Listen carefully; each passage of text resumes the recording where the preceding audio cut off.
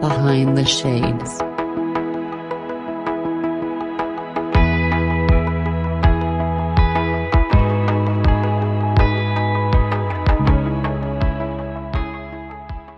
So take us through it, as you mentioned, because that seems to be like the mountain that we all need to climb, right? Is better relationships for ourselves with almost everything, right? With food, with our health, with our friends, with our partner, with our loved ones, with our children, with our house, right? Like Yeah. take us definitely through it. So when you start helping people, Mhm. what do you find is probably one of the earliest stumbling blocks that they have?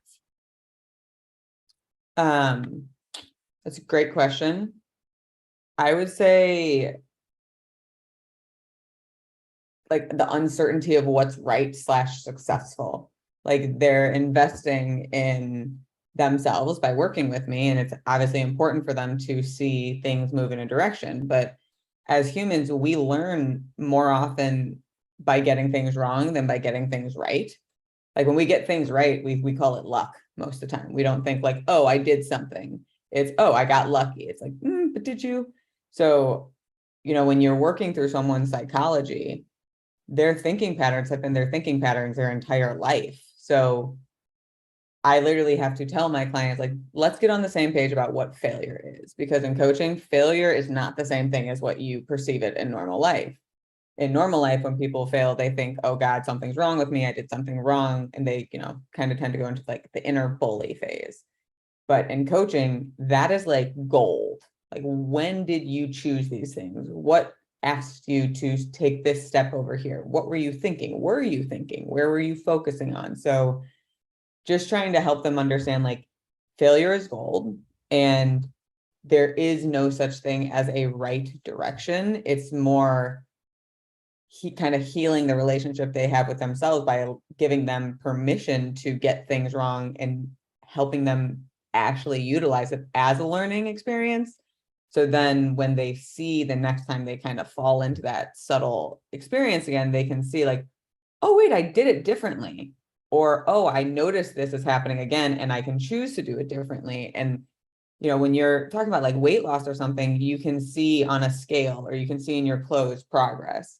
And I have found like very early on in coaching, getting them to see what progress will look like is important by helping them learn, what's right for them by giving them permission to fail. So it's like a roundabout answer, but hopefully you see the line.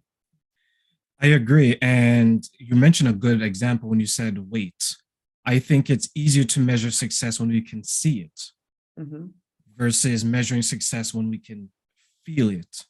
Mm-hmm. Right. And there are times where I'm trying to explain that to some of the people that I would coach. I would say that, well, and you've probably done this. How do you feel when you do this? How do you feel when you think of that?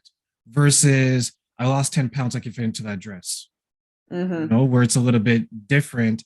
And I think sometimes the emotional change and the internal change is harder to grasp for some people because they can't show it necessarily. Oh yeah, 100%. And I think that, if you go back to all the way like when we were babies, like we were insanely introspective. I mean, we were in a womb for 9 months, all we had was introspection. And then we get out in this big scary world and we start to learn like, oh, if I cry like this, my caregiver will come and comfort me. If I cry like this, I get food. And like we start to learn, oh, when we behave certain ways, we get certain things. When we do things, we get things. And that kind of doesn't end the introspection, but a lot of people then go very extroverted in like how we look at things in life. And there isn't a lot of respect or value with emotions because people didn't know what to do with them. But a lot of the work that I try to get my clients to do is like, okay, what was that feeling? Did you not just like the emotion of it, but like, did you feel hot? Were your shoulders tense? Like, where were you physically? Because getting them to even think about that, like tempers the emotion and like grounds them in their skin in that like that moment instead of letting the story, wander off. But also it familiarizes their physiology with what happens because okay, something happened and you had an emotional response to it. That doesn't mean it's a bad thing. Like, emotions are not bad. We were trained that they were good and bad, but really the ones that we were trained are bad are better said, people are uncomfortable around you when you feel this. It has nothing to do with that emotion being bad. People just don't know what to do when someone is crying and it's not at a funeral, you know? Like, there are certain exceptions to the rules, but we're so evolutionary, like, we're such evolutionary creatures. Like, if we didn't need emotions, they would have, like, peace, like, they wouldn't be here anymore. But they're here and they're really there to guide us. Like, I can't think of anything that's more valuable than our attention.